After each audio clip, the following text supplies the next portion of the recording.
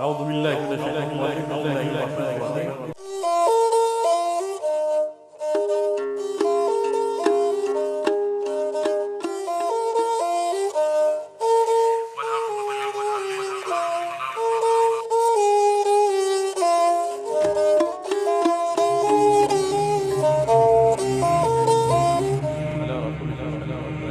السلام عليكم ورحمة الله وبركاته.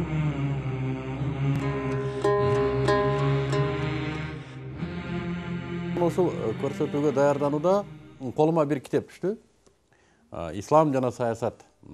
Исламды саясатташтыруубу же саясатты исламдаштыруубу деген китептин орусча чыгарылышын көз жүгүртүп чыктым. Автору жөнүндө сөз кылгым келбейт, персоналдуу түрдө, анткени балким бул биздин өзүбүздүн эле агайларыбыздан экен, биз бул кишилерден сабак алганбыз. Азыр да сабак алабыз ушу саясат маселесинде. Бирок мен ачындырган нерсе, жана сиздерге бүгүнкү темага түрткү болгон нерсе, исламды билбегенибизде турат. Дагы эле болсо. Мына ушундай Кыргызстандагы Россияны, мисалы үчүн башка батыш өлкөлөрүн айтпай эле коелу, ислам изилдөөчүлөрүнүн кылган эмгектери эң көп ушу тиражда чыккан китептер болсо керек. Эми Кыргызстанда бүгүн дагы кичине чыгып келе жатат, бир аз, бирок ошол чыгып келе жаткан мындай фундаменталдуу иштелген эмгектердин дагы дээрлик, эгер баары дебесек, дээрлик бардыгы ислам жөнүндө жазганына карабай туруп, ислам жөнүндө эчтеке жок. Тилекке каршы ислам жөнүндө билбей туруп үстүртөн жазганга мен ойлойм кандай бир нерсе түрткү болуш керек эле.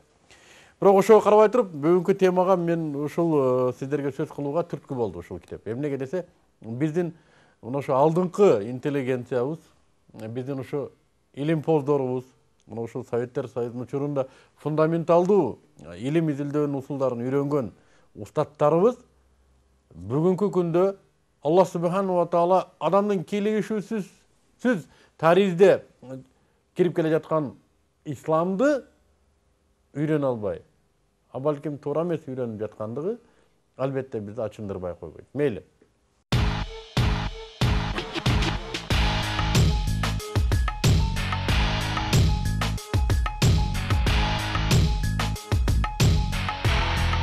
Алар эми балким өздөрүнүн мүмкүнчүлүгүнө жараша иш кылып аткандыр, жана өздөрүнүн муну арасынан башка бир түшүнүктөрү бардыр. Кеп башкада окумуштууларыбыз четке коелу, өзүбүзгө көңүл буралы. Биз өзүбүз исламды билебизби? Деги эле кыргыздар исламды билеби?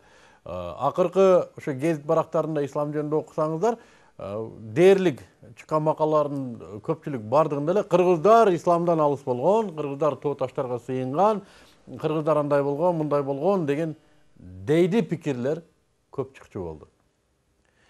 Балким мунун чындыгы бардыр деп мен изилдеп көрдүм. Тилекке каршы, алардын тилегине каршы. Мен буга бир жарытылуу деле мындай бир тарыхый далил тапкан жокпуз.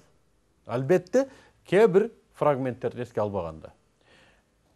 Тетирисинче, негизги тарыхты карасаңыздар, кыргыз эли ислам менен жашап келгендигине далилдер көп. Биздин эле мектептеги азыркы мектептерде берилип жаткан тарых китебин карасаңыздар, 9-10 кылымдардагы Оғuz хан же болсам Караханиттер доору, андан кийинки деги эле кыргыз илиминин өнүгүүсүн кайсыдыр бир учурда ушул бир окумуштуулар, келечек муундар кыргыз илими, кыргыз жазмакерлиги, кыргыз чыгармачылыгын чындап азыркы илимдер академиясынан чаң басып жаткан кагаздарды жарыкка чыгара турган болсо, кыргызга исламдын небак эле сиңгенине далилдер табылат.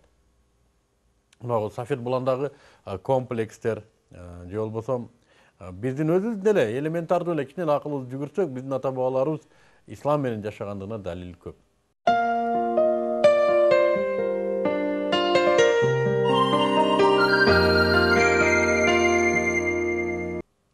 Бирок бүгүнкү күндө ушундайбы?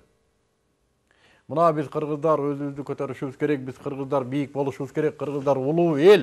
Кээ бир ушундай бир алыс кетип калды акыл кыялдар. 25 миллион жыл мурда жаралган деп эсептеп койгондагы биздин окумуштууларыбыз бар экен. Ушундай байыркы эл бүгүнкү күндө ай дээр ажоосу, кой дээр кожосу жоктой далдырап, эрежесиз жашап атканы албетте бизди ачындырбай койбойт. кайсыдыр бир элди багындырыш керек болсо, ал элдин жашап жаткан эрежесин бузуп коюу керек экен. Ошол эл анда кайсы эреже менен жашашын билбей дабдырап турган кезде өзүңдүн сага мындай ыңгайлуу болгон эрежеңди берип койсоң, эл ошол эреже менен жашап кетет экен. Бүгүн мен өзүбүздү, биздин элди ушундай деп элестетем. Бизди Советтер Союзу ага чейинки деле башка бир колониалдык саясий мамилелерден улам кыргыз кырылып, кыйналып, анан Советтердин учурунда такыр маңкуртка айлангандан кийин ал держава урап кете берди. Биз 9 жолдун тоомунда дабдырап калган кезде бизге ар түрдүү идеологиялар, жашоо эрежелери сунуш кылынды. Кээ бирлери таңууланды. Биздин кедейлигибизден пайдаланып. Натыйжада эмне болду десе, же кыргызбыз деп кыргыз эмеспиз, же Европабыз деп Европа болуп кеткен жокпуз. Иши же ал эмес, же бул эмес. Алганда бардык нерсенин жаман жактарын соруп алдык. Тарыхыбыз чалкашып кетти. Демек, бизди бүгүнкү бул саздан эмне чыгарат десе, бир фундаменталдуу болгон эреже гана чыгарат. Фундаменталдуу дегеним, ал эреженин алынуу булагы адамдын, мен кыргыздын деп айтайын, кыргыздын түпкүрүлүгүн жана келечегин билүүбүз керек. Ал мустакта кыргыз кандай эле, жана кыяматта кыргыз кандай болот. Мына ушундай маалыматка ээ болгон зат гана бизге эреже берүүгө татыктуу. Бул эрежени биз дин дейбиз.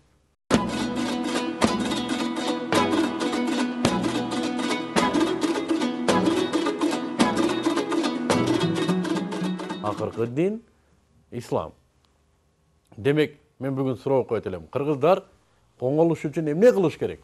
Экономиканы көтөрүш керек, тышкы саясатта мындай болуш керек, ички мамилелерде мындай болуш керек, тигиндей, мындай көп нерселерди айтабыз. Анын бардыгы эмнеге коюлуш керек? Анын бардыгы биздин жашап жаткан эрежебизге коюлуш керек. Ал эреже эмне десе, эртең менен турганда туруп, ата-энең жаткан бөлмөгө кирип, ассаламу алейкум ата деп атаңдын колун өпкөндөн башталат, ассаламу алейкум эне деп энеңдин колун өпкөндөн башталат. Кечинде жатаарда кайрадан алардын бөлмөсүн тыкылдатып, уруксат берсе кирип, ассаламу алейкум ата, ассаламу алейкум эне, түнүңүздөр бейпил болсун, Аллах түшүңүздөрдү бейпил кылган болсун, түшүңүздөргө пайгамбарды киргизген болсун деп дуа кылып чыгып кетүүгө чейин. Анан өзүңдүн бөлмөгө келип, андан ары уйкунунда ушу эреже үйрөткөн таризинде өткөрүү менен. Мына ушул 24 сааттык жашоодо бүт кыргыз эли бир матрица менен жашай турган болсок, биздин эл өнүгөт. Эгер кыргыз элинин кайсыдыр бир бөлүгү, кайсыдыр бир элдин эрежеси менен, кайсыдыр бир бөлүгү, кайсыдыр бир элдин эрежеси менен, кайсыдыр бири такыр эле дабдырап өзү ойлоп чыккан эреже менен отуруп ала турган болсок, бул эл эмне болот десе, менимче өнүкпөйт. Өнүксө да башка бир күчтүү державалардын эсебине өнүгөт. Алар үчүн сырьевой база, колония болуу деңгээлине чейин өнүгөт анда. Ошондуктан мен кайра сураганым, биз кыргыздар өнүгүүнү кааласак, эмнеден башташыбыз керек? Албетте биз баштай турган нерсе биздин күнүмдүк жашообузга көз чаптыруу менен башташыбыз керек. Биз бүгүн кимбиз? Кыргыздар бүгүн ким? Кыргыздардын бүгүнкү мына ушул акыбалына эмне менен келдик? Эгер ушундай бара бере турган болсок, кайерге чейин барабыз? Мына ушул нерселерге ой жүгүртүү менен, албетте бизди курчап турган айлана чөйрө, биздин досторубуз бар, душмандарыбыз бар. Алар бизди жөн эле таштап койбойт. Алар бизге өтө көп жардамдарын берет. Идеологиябызды пачактап өздөрүнүн таңуулай турган нерселеринде жардам берет. Алар бизди позиция кылып ойноп үстүбүздөн карап турууда жардам берет. Мына ушундай бизди жакшы көргөндөрү бар. Демек биз өзүбүз бүгүнкү күндө топудай болгон кыргыз алардын жардамына муктаж болбогон таризде өзүбүздүн жашообузду оңдошубуз керек.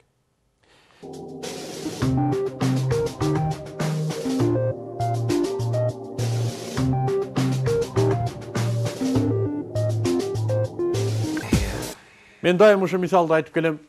Асалары бар, балары. Мына ушул эгер баларыдан журналист катары мен интервью алсам, эй, балары, сенин жашоодогу максатың эмне деп сурай турган болсом, менин оюмча балары айтса керек, мен жашоодогу максатым бул бал чогултуу деп.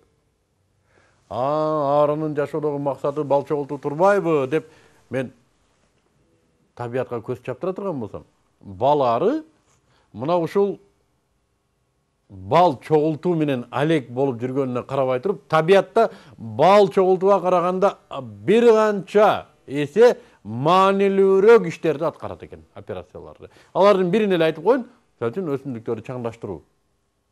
Балары 1 грамм бал чогултуу үчүн 120-150 километрге чейин учуп барат экен. Жана ал чогулткан балы экологиялык таза болбосо, ал кабыл алынбайт экен.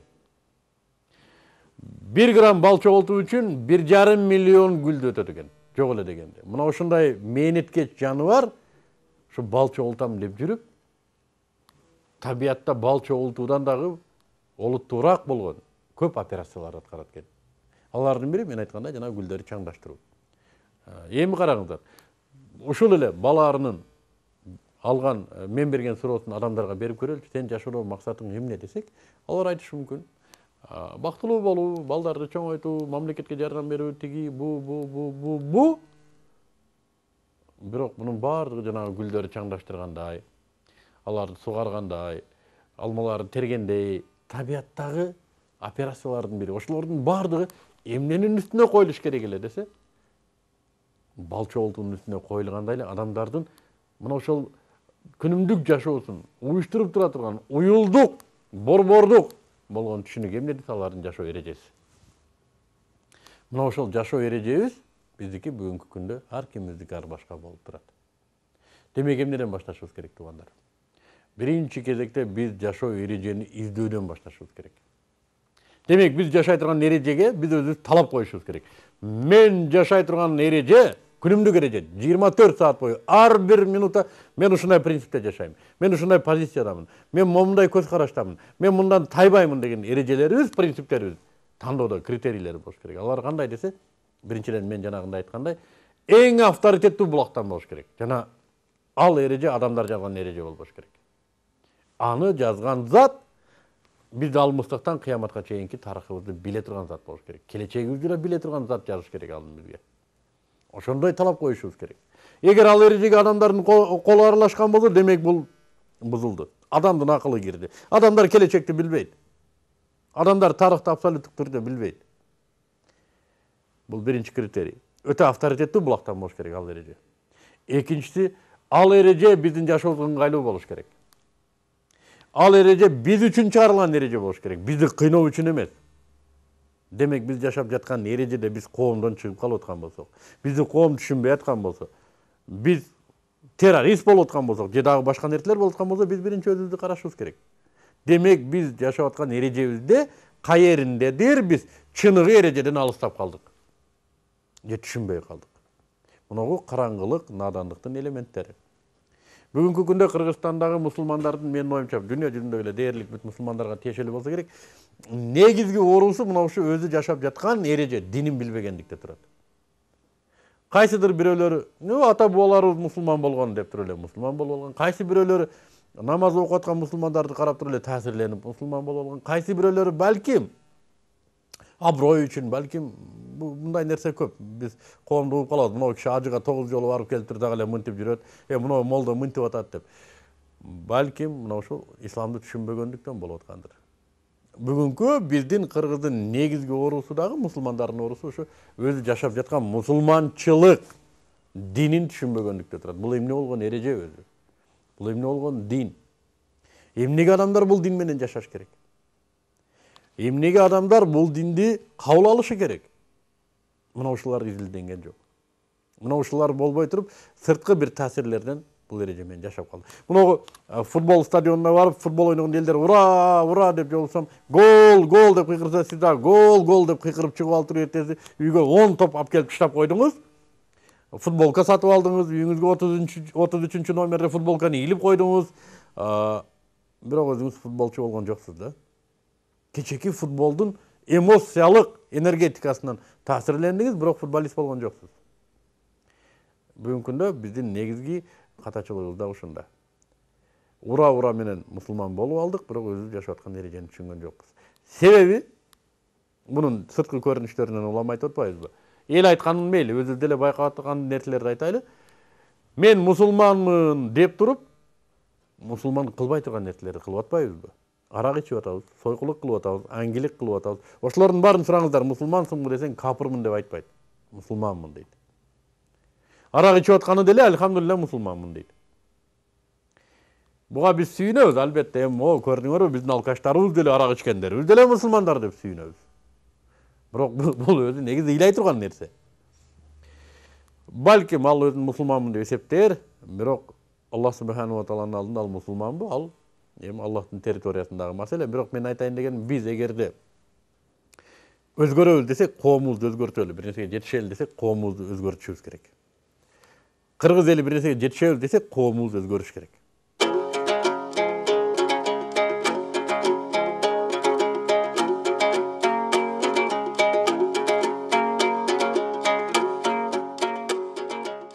Bunun bardığını men emne üçün bugün uşul jönündө söz kılıp atабыз dese, men коомду силер мусулман экенсиңер, силер капыр экениңер билип алгыла дейиш үчүн эмес. Тетирисинче изилдеп көрүшүңөр үчүн. Мен өзүмдү мусулман деп жүрүп турмун. Мусулман бекемин, мусулман эмес бекемин деп изилдеп көрүшүңөр үчүн. Эгер жок мусулман эмес экемин деген жыйынтыкка келсеңиздер, корккон бойдон, чуркаган бойдон барып, таап мусулман кандай болоорун ошол сапатка жетүүңөргө үндөгөнүм үчүн. Ошондо гана биздин коом өзгөрөт туугандар. Биздин коом жашоо эрежебиз бир болсо гана өзгөрөбүз. Баткендеги биздин бир кыргыз агайыбыз бир нерсе кайгырса, нарындагы агайыбыз дагы, же болбосо бир эжекебиз да ошол нерсеге кошо кайгыра турган болсо, демек биздин эрежебиз бир. Таласта bir karındaşımız kuvangан nersege Cumgaldağı bir inimiz kuvansa, bu biz nerecebizin birligi. Birimiz kuvangан nersege birimiz kaygırsak, birimizi kaygırtkan nerseni birimiz tuğ götürsek, bu emne dese bu bizim adaşkanımız tuğanlar. Oşonduktan bardığımız birinci oşu bir çoğu jaşay turgan nerecebizge kelүү үчүн өзүбүздү birinci reviziya kılalı degen gana koy. Ошол эреже мен жашап аткандарыбызбы? Мен мусулманмын деп туруп, капыр кылбаган нерселерди кылгандарыбыз бар го. Аллах субханаху ва таала аракты арам кылган, тыюу салган. Ал кандай ушул эрежеге моюн сунуучу эгерде ошол кожоюну тыюу салган нерсени ичип аткан болсо? Бирөөнүн акысы, бирөөнүн укугу, булардын бардыгы ар бир адамга таандык Аллах субханаху ва тааладан алынган категориялар. Кандай ал мусулман эгер аны бузуп аткан болсо? Мындай нерселер көп. Хулас ар бирибиз өзүбүздүн мусулманчылыгыбызды текшерип көрөлү жана жараткан бизди мусулманчылыгыбыз менен, эрежебиз менен өзүнүн алдына алып барган болсун. Ал жерде ал затты бийик көтөргөн башыбыз менен жамалын көрүүнү бизге ыраа көрсүн. Эмки жолугушуубузда Аллах субханаху ва таала насип этсе, эмнеге бүгүн мусулмандар алсыз деген суроону тегерегинде ой жүгүртүп көрөбүз. Андай келерки жолугушууга чейин саламу алейкум.